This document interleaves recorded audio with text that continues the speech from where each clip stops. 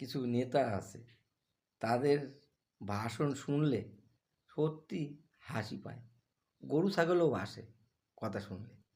Meeting মিছিলে শুধু বলে থাকে মানুষে ভোট দেবে, মানুষের ভোটে আমরা জয়লাভ করব, আমাদের দল সরকার গঠন করবে। আমার মাথায় এটা আসে না। ছোটোবেলায় তো দেখে, ছোটোবেলার থেকে আমি দেখে আসছি মানুষই তো গণতান্ত্রিক পদ্ধতিতে ভোট দেয়, আর সেই ভোটেই একদল হারে একদল জেতে।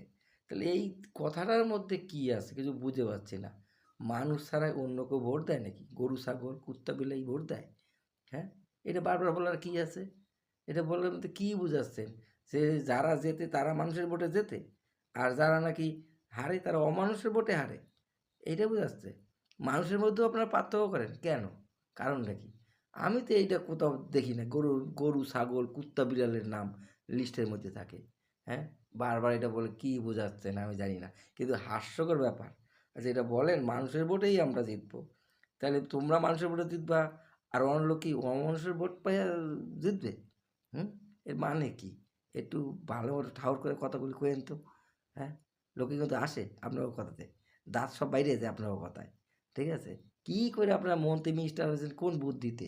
শুধু মানুষের বলদ বানান, বইলা বলদ ছাড়া আপনারা কী বানান?